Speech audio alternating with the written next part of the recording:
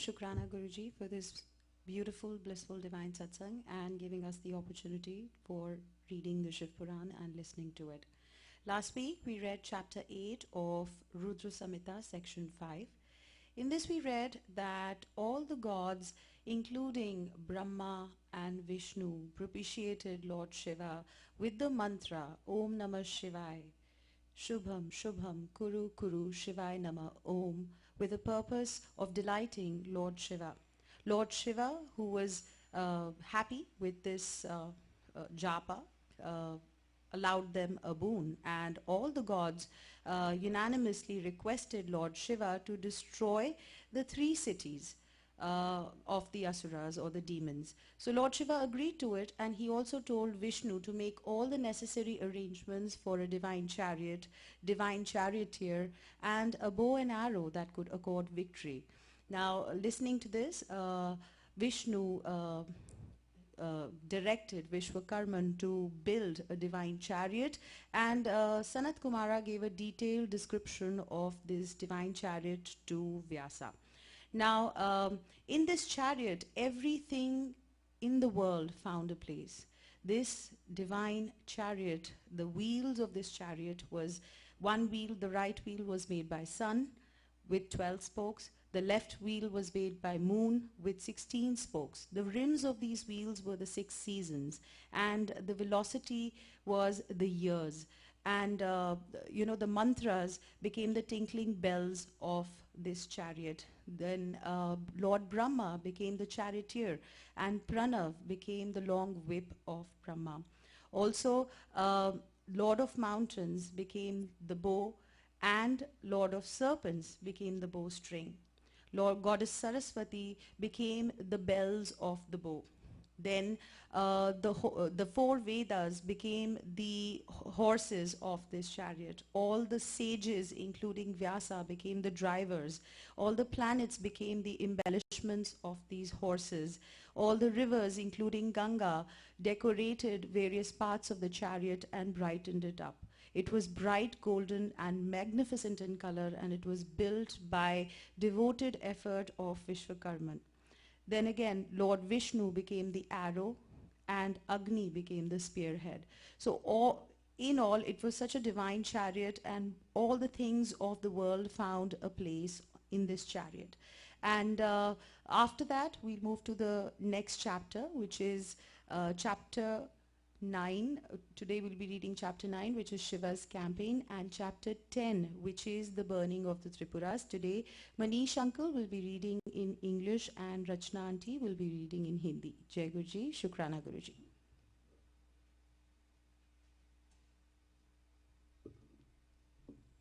Jai Guruji.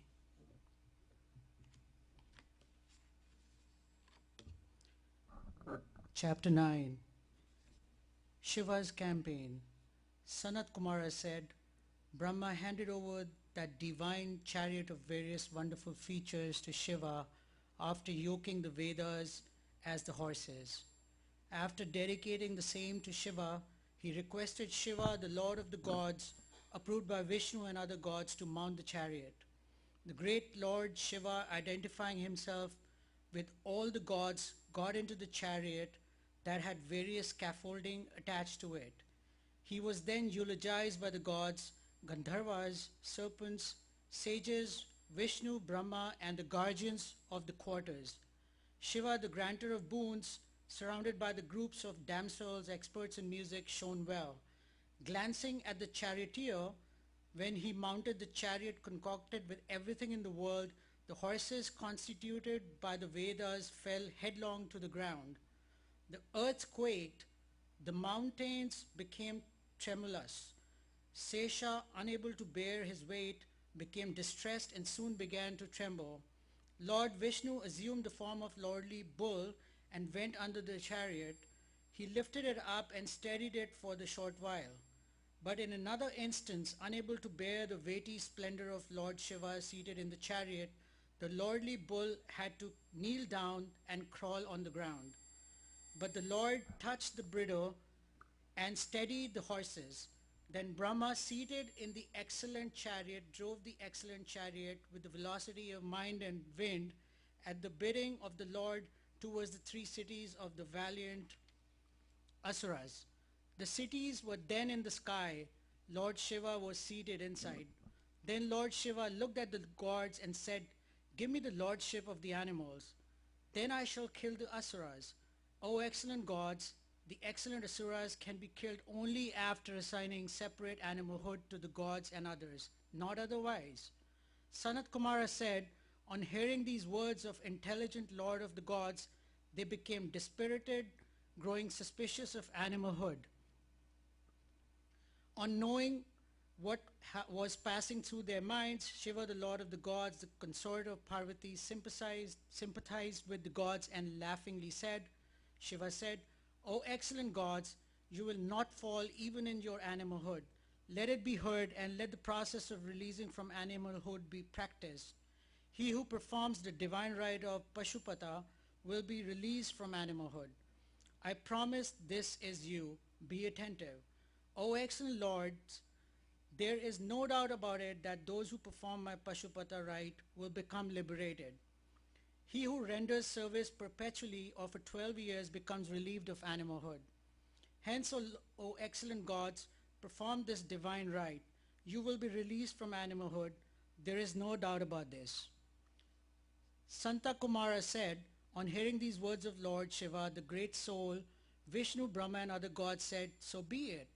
Hence all the gods and asuras became the animals of the Lord.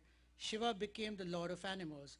He is the person who unites the nooses of the animals. Then the name Pashupati, that bestows welfare, spread in all the worlds and became renowned. Then the celestial sage, Indra, Brahma, Vishnu and others rejoiced, shouting victory. Even in hundreds of years, it is impossible to describe adequately the form of the great soul which he assumed then. Shiva, the Lord of Parvati and everyone, the bestower of happiness at all, went ahead to destroy the three cities. Then all the gods, resplendent like the sun, under the Lord of the gods, and others went on elephants, horses, lions, bulls, and chariots to kill Tripuras, leaders of the Asuras. The leading gods, as huge as mountains, went ahead delighted and well-armed with all sorts of missiles, plowshares, mortar, iron clubs, and uprooted trees as huge as mountains. Then Indra, Brahma, Vishnu, and others went ahead of Lord Shiva, jubilantly shouting cries of victory to Shiva, well armed with various weapons and shining brilliantly. Sages with matted hair and staffs in the hands rejoiced. Siddhas and Karanas moving about in the sky showered flowers. O great Brahmins, all the Ganeshwaras went to the three cities. Who can enumerate them fully? I shall mention a few. Bring in the chief of all Ganeshas, surrounded by Lord of Ganas and gods, went speedily to destroy the three cities like Mahendra seated in an aerial chariot.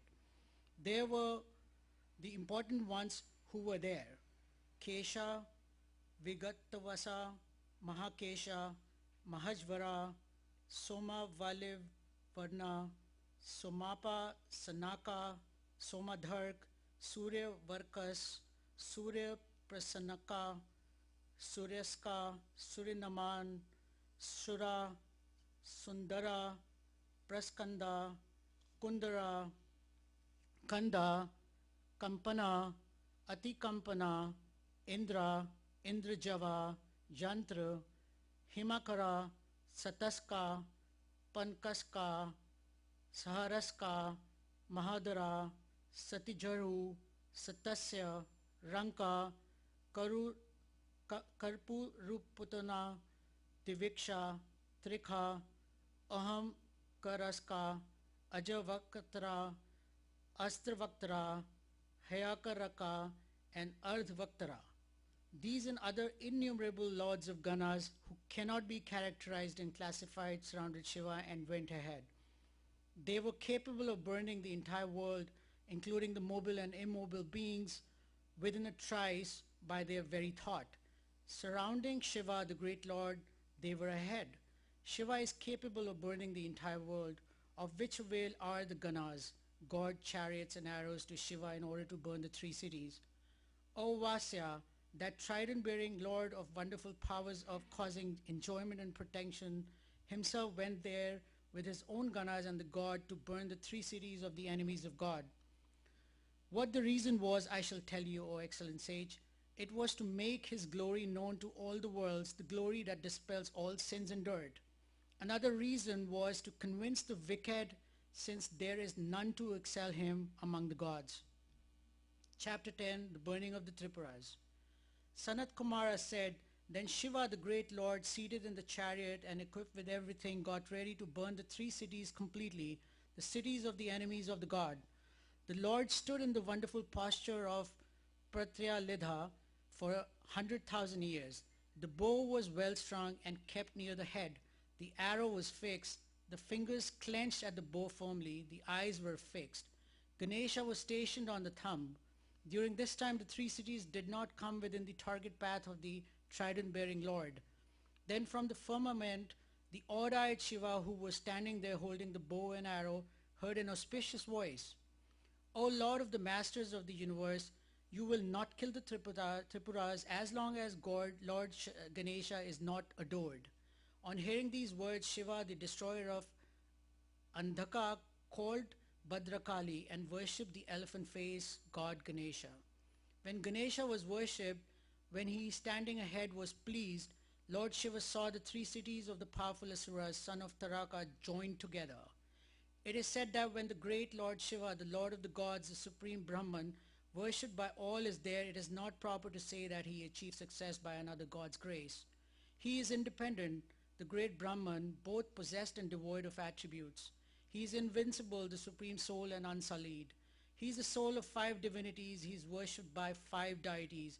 He is the great Lord. There is none else worthy of worship. He is the ultimate abode of all. Or, O sage, the activities of Shiva, the Lord of the gods, the granter of the boon, are but proper in as much as they constitute his divine sports. When the great god stood up after worshipping Shiva, the three cities joined together into one unit. O sage, when the three cities came to a unified whole, a tumultuous shout of joy rose up among the noble gods and others. Then all the gods, Siddhas, and the sages shouted out victory and eulogized Shiva, who has 8 cosmic bodies. Then Brahma and Vishnu, the Lord of the worlds, said, the time for killing the Asuras has arrived. O great God, the three cities of the sons of Taraka have come into one unified whole. O Lord, please perform the task of the gods. O Lord of the gods, please discharge the arrow and reduce the three cities to ashes, lest they should be separated again. Then stringing the bow tight and fixing the arrow, Pasupata, worthy of worship, he thought of the Tripuras. Then Lord Shiva, an expert in excellent divine sports, for some reason looked at it with contempt. Shiva is capable of reducing the three cities to ashes in a trice. Still Lord Shiva, the goal of the good, bides his time. The Lord of gods is capable of burning the three worlds by a single glance. O Lord, for the flourish of our fame, you shall discharge the arrow. On being eulogized by Vishnu, Brahma, and other gods, Lord Shiva desired to reduce the three cities to ashes with his arrow. In the auspicious moment called Abhilasha, he drew the bow and made a wonderful and unbearable twanging sound. He addressed the great Asuras and proclaimed his own name. Shiva discharged an arrow that had the refulgence of countless suns. The arrow, which was constituted by Vishnu and whose steel head was fire god, blazed forth and burned the three Asuras who lived in the three cities. It thereby removed their sins. The three cities, reduced to ashes, fell on the earth grit by the 4 oceans. Since they had refrained from the worship of Shiva, hundreds of Asuras were burnt by the fire generated by the arrow. They cried, "Ha ha," in distress. Tarakaksa was burnt along with his 2 brothers. He remembered his lord Shiva, who was favorably disposed to his devotees. Lamenting in diverse ways and looking up to Lord Shiva, he mentally appealed to him. Tarakaksa said, "O Shiva, you are known to be pleased with us. If at any future hour you burn us, you will do so along with our kinfolks. Let it be in accordance with this truth. What is difficult and inaccessible to the gods and Asuras has been secured by us. Let our intellect be purified by our thoughts on you in every birth. O sage, at the bidding of Shiva, those asuras were burnt and reduced to ashes by the fire, even as they were muttering thus. Other asuras too, children and old men, were completely burnt out, O Vasya, at the bidding of Shiva and speedily reduced to ashes. Just as the universe is burnt at the end of Kalpa, so also everything and everyone there, whether women or men or vehicles, were reduced to ashes by that fire. Some women were forced to leave their husbands, necking them, and were burned by the fire. Some were sleeping, some were intoxicated, and some were exhausted after their sexual dalliance. All were burned. Some were partially burnt, woke up, and rushed there, here and there. They fell unconscious and fainted. There was not even a minute, whether mobile or immobile, which escaped unscathed by this terrible Tripura fire, excepting Maya, the unperishable Vishwakarman of the Asuras. Those who were not opposed to gods were saved by Shiva's brilliance. Those who devoutly sought refuge in Lord Shiva at the time of adversity, whether Asuras or other things, those whose collective activities were not destructive were saved. Others of contrary activities were burnt in fire. Hence, all possible efforts shall be made by good men to avoid despicable activities whereby people waste away themselves.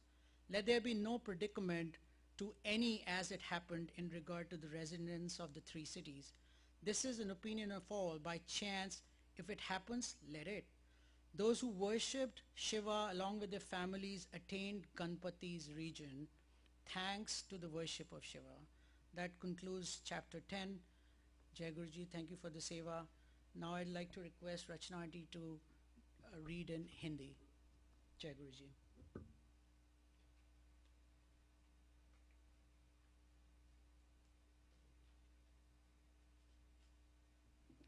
Jai Guruji.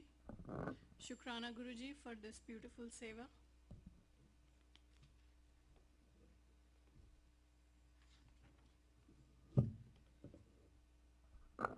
सर्वदेव में रथ का वर्णन, शिवजी का उस रथ पर चढ़कर युद्ध के लिए प्रस्थान, उनका पशुपति नाम पड़ने का कारण, शिवजी द्वारा गणेश का पूजन और त्रिपुर दाह में दानव का त्रिपुर से जीवित बच निकलना।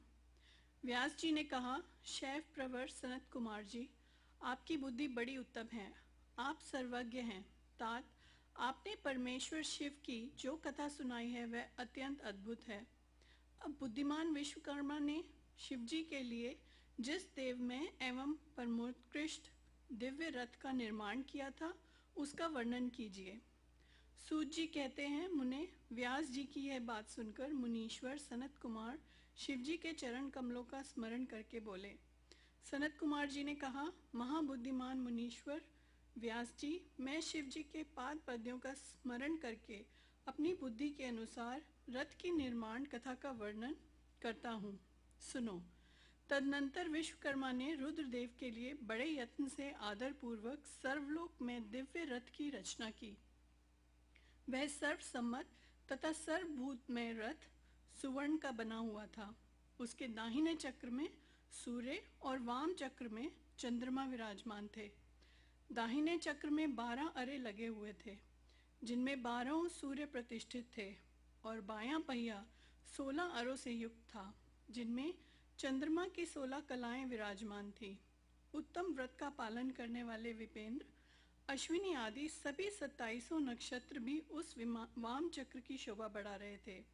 विप्रश्रेष्ठ 6 ऋतुओं उन दोनों पहियों की नेमी बनी।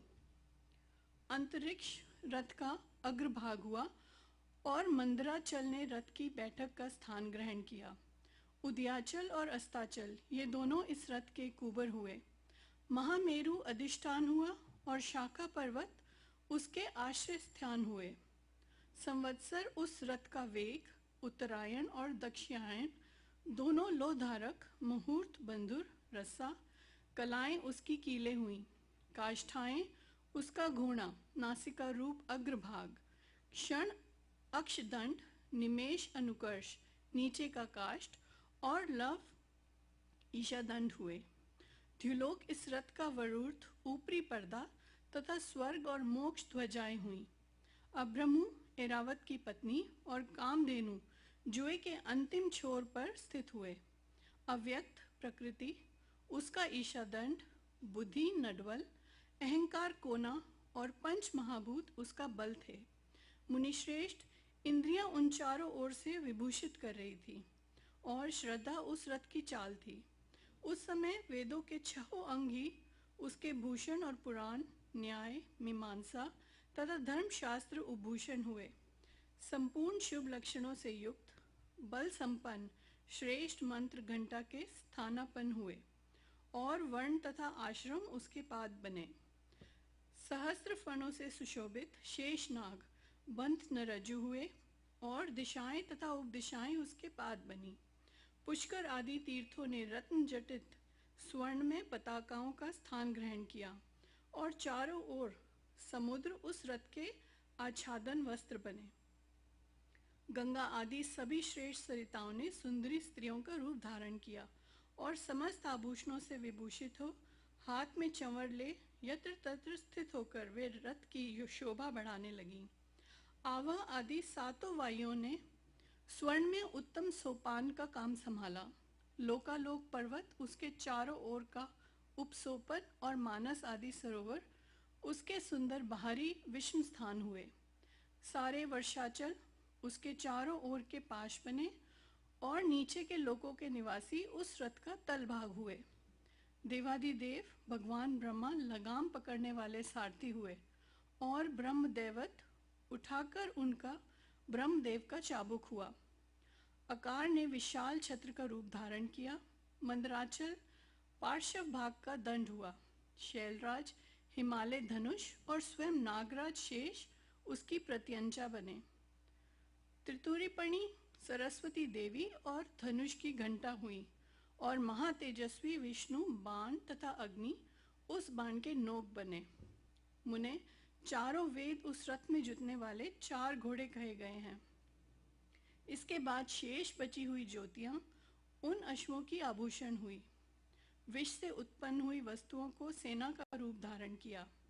वायु बाजा बजाने वाले और व्यास आदि मुख्य मुख्य ऋषि वाहवायक हुए। मुनीश्वर, अधिक कहने से क्या लाभ, मैं संक्षेप में ही बतलाता हूँ कि ब्रह्मांड में जो कुछ वस्तु थी वह सब उस रथ में विद्यमान थी। इस प्रकार बुद्धिमान विश्वकर्मा ने ब्रह्मा और विष्णु की आज्ञा से उस शुभ रथ का तथा रथ सामग्री का निर्माण किया था। सनत कुमार जी कहते हैं, महर्षि, इस प्रकार के महान दिव्य रथ में जो अनेक विध आश्चर्यों से युक्त था, वेद रूपी अश्वों को जोतकर ब्रह्मा ने उसे शिव को समर्पित कर दिया। शंभु को निवेदित करने के पश्चात जो विष्णु आदि देवों के सम्माननीय एवं त्रिशूल धारण करने वाले हैं, उन देवेश्वर की प्रार्थना करके ब्रह्मा जी उन्हें उस रथ पर चढ़ाने लगे। तब महान ऐश्वर्यशाली सर्वदेव में शंभु रथ सामग्री से युक्त उस दिव्य रथ पर आरूढ़ हुए।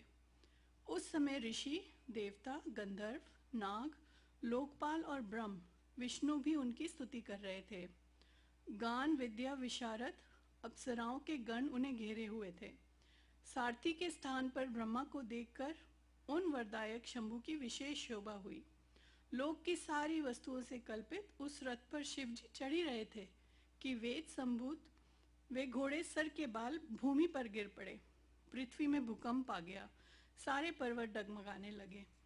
सहसा शेषनाग शिव जी का भार न सह सकने के कारण आतुर हो कांप उठे। तब उसी क्षण भगवान धरणीधर ने उठकर नंदीश्वर का रूप धारण किया और रथ के नीचे जाकर उसे ऊपर को उठाया। परंतु नंदीश्वर भी रथारूढ़ महेश के उस उत्तम तेज को सहन न कर सके, अतः उन्होंने तत्काल ही पृथ्वी पर घुटने टेक दिए। तत्पश्चात भगवान ब्रह्मा ने शिवजी की आज्ञा से हाथ में चाबुक ले घोड़ों को उठाकर उस श्रेष्ठ रथ को खड़ा किया। तदनंतर महेश द्वारा अधिष्ठित उस उत्तम रथ में बैठे हुए ब्रह्मा जी रथ में जुटे हुए मन और वायु के समान वेगशाली वेदमय अश्वों को उन तपस्वी दानवों के आकर्षित तीनों पुरों को लक्ष्य करके आगे बढ़ाया। तत्पश्चात लोकों के कल्याणकर्ता भगवान रुद्र देवों की ओर दृष्टिपात करके कहने लगे, सुरश्रेष्ठों, यदि तुम लोग देवों तथा अन्य प्राणियों के विषय में पृथक पृथक पशुत्व की कल्पना करके उन पशुओं का आधिपत्य मुझे प्रदान करोगे, तभी मैं उन असुरों का संहार करूंगा, क्योंकि वे दैत्य श्रेष्ठ तभी मारे जा सकते हैं, अन्यथा उनका वध असंभव है।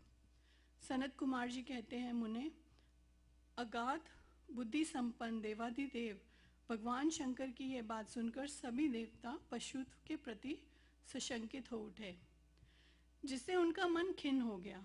तब उनके भाव को समझकर देव अंबिकापति शंभु करुणाद्र हो गए। फिर वे हंसकर उन देवताओं को इस प्रकार बोले। शंभु ने कहा, देव श्रेष्ठों, पशु भाव प्राप्त होने पर भी तुम लोगों का पतन नहीं होगा। मैं उस पशु भाव से विमुक्त होने का उपाय बताता हूँ, सुनो और वैसा ही करो। समाहित मन वाले देवताओं, मैं तुम लोगों से सच्ची प्रतिज्ञा करता हूँ कि जो इस दिव्य पाशुपत व्रत का पालन करेगा वह पशुत्व से मुक्त हो जाएगा। सुश्रेष्ठों, तुम्हारे अतिरिक्त जो अन्य प्राणी भी मेरे पाशुपत व्रत को करेंगे वे भी निस्संदेह पशुत्व से छूट जाएंगे। जो नैष्टिक ब्रह्मचर्य का पालन करते हुए 12 वर्ष तक, 6 वर्ष तक अथवा 3 वर्ष तक मेरी सेवा करेगा अथवा कराएगा, वह पशुत्व से विमुक्त हो जाएगा। इसलिए श्रेष्ठ देवताओं, तुम लोग भी जब इस परमोत्कृष्ट दिव्य व्रत का पालन करोगे तो उसी समय पशुत्व से मुक्त हो जाओगे, इसमें कुछ भी संशय नहीं है। सनत कुमार जी कहते हैं, महर्षि, परमात्मा महेश्वर का वचन सुनकर विष्णु और ब्रह्मा आदि देवताओं ने तथोथि बहुत अच्छा, ऐसे ही होगा। इसलिए बड़े बड़े देवता तथा असुर भगवान शंकर के पशु बने और पशुत्व रूपी पाश से विमुक्त करने वाली रुद्र पशुपति हुए। तभी से महेश्वर का पशुपति यह नाम विश्व में विख्यात हो गया। यह नाम समस्त लोकों में कल्याण प्रदान करने वाला है। उस समय संपूर्ण देवता तथा ऋषि हर्षमग्न होकर जय जयकार करने लगे और देवेश्वर ब्रह्मा, विष्णु तथा अन्य प्राणी भी परमानंद विष्णु तथा अन्यान्य प्राणी भी परमानंद हो गए। उस अवसर पर महात्मा शिव का जैसा रूप प्रकट हुआ उसका वर्णन सैकड़ों वर्षों में भी नहीं हो सकता। तदनंतर जो शिवा तथा संपूर्ण जगत के स्वामी और समस्त प्राणियों के सुख प्रदान करने वाले हैं, वे महेश्वर यों सुसज्जित होकर त्रिपुर का संहार करने के लिए प्रस्थित हुए। जिस समय देव महादेव त्रिपुर का विनाश करने के लिए चले, उस अवसर पर देवराज आदि सभी प्रधान देवता भी उनके साथ प्रस्थित हुए। पर्वत के समान विशालकाय उन सुरेश्वरों का मन प्रसन्न था। वे सूर्य के समान प्रकाशित हो रहे थे। वे सभी हाथों में हल, शाल, मुसल, भुषंडी और नाना प्रकार के पर्वत जैसे विशाल आयुधों को धारण करके हाथी, घोड़े, सिंह, रथ और बैलों पर सवार हो चल रहे थे। उस समय जिनके शरीर परम प्रकाशमान थे और मन महान उत्साह से संपन्न थे तथा जो नाना प्रकार के अस्त्र शस्त्रों से सुसज्जित थे, वे इंद्र, ब्रह्मा और विष्णु आदि देव शुभ की जय जयकार बोलते हुए महेश्वर के आगे आगे चले। सभी दंडी एवं जटाधारी मुनि हर्ष मनाने लगे और आकाशचारी सिद्ध तथा चारण पुष्पों की वृष्टि करने लगे। विपेंद्र, त्रिपुर की यात्रा करते समय जितने गणेश्वर शिवजी के साथ थे, उनकी गणना करके कौन पार पा सकता है। तथापि मैं कुछ का वर्णन करता हूँ। योगिन, समस्त गणराजों में श्रेष्ठ भृंगी गणेश्वरों तथा देवगणों में घिरकर विमान पर आरूढ़ हो महेंद्र की भांति त्रिपुर का विनाश करने के लिए चले। उनके साथ साथ केश, विगतवास, महाकेश, महाज्वर, सोमवल्ली, सवर्ण, सोमप, सनक, सोमधृक, सूर्यवंशा, सूर्य प्रेक्षणक, सूर्याक्ष, सूर्यनामा, सुर, सुंदर, प्रस्कंद, कुंदर, चंड, कंपन, अतिकंपन, इंद्र, इंद्रजय, यंता, हिमकर, शताक्ष, पंचाक्ष, सहस्रार्ष, महोदर, सतीजहु, शतास्य, रंक, कर्पूर पूतन, दिशिक, त्रिशिक, अहंकार कारक, अजवक्त्र, अष्टवक्त्र, हेवक्त्र, अर्धवक्त्र आदि बहुत से अप्रमेय बलशाली वीर गणाध्यक्ष लक्ष्य लक्ष्मण की परवाह करते हुए महेश्वर को घेरकर चल रहे थे। व्यास जी तदनंतर महादेव शंभु संपूर्ण सामग्रियों सहित उस रथ पर स्थित हो उन सुरद्रोहियों के तीनों पुरों को पूर्णतया दग्ध करने के लिए उद्यत हुए। उन्होंने रथ के शीर्ष स्थान पर स्थित हो उस महान अद्भुत धनुष पर प्रत्यंचा चढ़ाई और उस पर उत्तम बाण का संधान करने से वे रोष वेश से होठ को चाटने लगे। फिर धनुष की मूठ को दृढ़ता पूर्वक पकड़कर और दृष्टि में दृष्टि मिलाकर वे वहां अचल भाव से खड़े हो गए, परंतु उनके अंगूठे के अग्रभाग में स्थित होकर गणेश निरंतर पीड़ा ही पहुंचाते रहे, जिससे वे तीनों पुर त्रिशूलधारी शंकर का लक्ष्य नहीं बन सके। तब धनुष बाणधारी मंजुकेश विरूपाक्ष शंकर ने परम शोभन आकाशवाणी सुनी। उस व्योमवाणी ने कहा, ऐश्वर्यशाली जगदीश्वर, जब तक आप इन गणेश की अर्चना नहीं कर लेंगे तब तक इन तीनों पुरों का संहार नहीं कर सकेंगे। तब ऐसी बात सुनकर अंधकासुर ने निहंता भगवान शिव ने भद्रकाली को बुलाकर गजानन का पूजन किया। तब हर्षपूर्वक विधि विधान सहित अग्रभाग में स्थित उन विनायक की पूजा की गई। तब वे प्रसन्न हो गए। फिर तो भगवान शंकर को उन तारक पुत्र महामनस्वी दैत्यों के तीनों नगर यथोक्त रूप से आकाश में स्थित दिख पड़े। इस विषय में कुछ लोग ऐसा कहते हैं कि जब शिवजी स्वयं स्वतंत्र परब्रह्म सगुण निर्गुण सबके द्वारा अलक्ष्य स्वामी परमात्मा निरंजन पंचदेव में पंचदेवों की उपास्य और परात्पर प्रभु हैं, वे ही सबके उपास्य हैं, उनका उपास्य कोई नहीं है। तब सबके वंदनीय परब्रह्म स्वरूप उन देवेश्वर महेश्वर के विषय में ये बात उचित नहीं जान पड़ती कि उनकी कार्य सिद्धि अन्य की कृपा पर अवलंबित हो, परंतु मुने उन देवाधिदेव वरदानी महेश्वर के चरित्र में लीलावश सब कुछ घटित हो सकता है। अस्तु, इस प्रकार जब गणाधिप का पूजन करके महादेव जी स्थित हुए तब वे तीनों पुर कालवश शीघ्र ही एकता को प्राप्त हो गए। मुने उन त्रिपुरों के परस्पर मिलकर एक हो जाने पर महान आत्मबल से संपन्न देवताओं को महान हर्ष हुआ। तब संपूर्ण देवगण सिद्ध और परमर्षि अष्टमूर्तिधारी शिव की स्तुति करके उच्च स्वर से जय जयकार करने लगे। उस समय ब्रह्मा और जगदीश्वर विष्णु ने कहा, महेश्वर, तारक के पुत्र उन त्रिपुर निवासी दैत्यों का वध करने का समय भी आ गया है। विभो, इसलिए ये पुर एकता को प्राप्त हो गए हैं। अतः देवेश, जब तक ये त्रिपुर पुनः विलंग हो उसके पहले ही आप बाण छोड़कर इन्हें भस्म कर डालिए और देवताओं का कार्य सिद्ध कीजिए। मुने तदनंतर शिवजी ने धनुष की डोरी चढ़ाकर उस पर पूज्य पाशुपतास्त्र नामक बाण का संधान किया और उसे वे त्रिपुर पर छोड़ने का विचार करने लगे। शंकर जी ने जिस समय अपने अद्भुत धनुष को खींचा था उस समय अभिजीत मुहूर्त चल रहा था। उन्होंने धनुष की टंकार तथा दूसरे सिंहनाद करके अपना नाम घोषित किया और उन महासुरों को ललकार कर करोड़ों सूर्यों के समान प्रकाशमान उस भीषण बाण को उन पर छोड़ दिया। तब जिसके नोक पर अग्निदेव प्रतिष्ठित थे और जो विशेष रूप से पाप का विनाशक तथा विष्णु में था, उस महान जाज्वल्यमान शीघ्रगामी बाण ने उन त्रिपुर निवासी दैत्यों का दग्ध कर दिया। तत्पश्चात वे तीनों पूर्वी भस्म हो गए और एक साथ ही चारों समुद्र रूपी मेखला वाली भूमि पर गिर पड़े।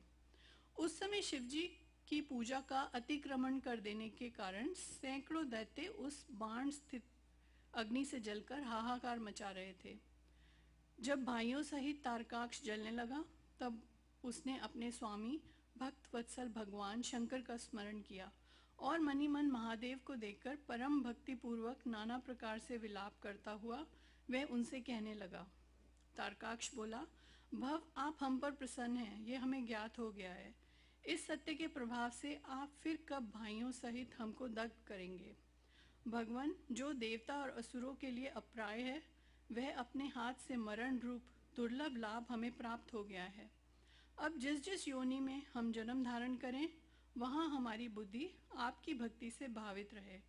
मुने, यो वे दैत्य विलाप कर ही रहे थे कि शिवजी की आज्ञा से उस अग्नि ने उन्हें अद्भुत रीति से जलाकर राख की डेरी बना दिया। व्यास जी और भी जो बालक और वृद्ध दानव थे, वे शिव आज्ञा अनुसार उस अग्नि द्वारा शीघ्र ही जलकर भस्म हो गए। यहाँ तक कि उन त्रिपुरों में जितनी स्त्री और पुरुष थे, वे सब के सब उस अग्नि से उसी प्रकार दग्ध हो गए जैसे कल्पांत में जगत भस्म हो जाता है। उस समय उस भीषण अग्नि से कोई भी स्थावर जंगम बिना जले नहीं बचा, किंतु असुरों का विश्वकर्मा अविनाशी मैं बच गया, क्योंकि वह देवों का अविरोधी शंभु के तेज से सुरक्षित और सद्भक्त था। विपत्ति के अवसर पर भी वह महेश्वर का शरणागत बना रहता था। जिन दैत्यों तथा अन्य प्राणियों का भाव अभाव अथवा कृत अकृत के प्राप्त होने पर नाशकारक पतन नहीं होता, वे विनाश से बचे रहते हैं। इसलिए सत्पुरुषों को अत्यंत संभावित उत्तम कर्म के लिए ही प्रयत्न करना चाहिए, क्योंकि निंदित कर्म करने से प्राणी का विनाश हो जाता है। अतः गृहित कर्म का आचरण भूल कर भी न करें। उस समय भी जो दैत्य बंधु बांधवों सहित शिवजी की पूजा में तत्पर थे, वे सब के सब शिव पूजा के प्रभाव से दूसरे जन्म में गणों के अधिपति हो गए। अध्याय 9 और 10 समाप्त। जय गुरु जी।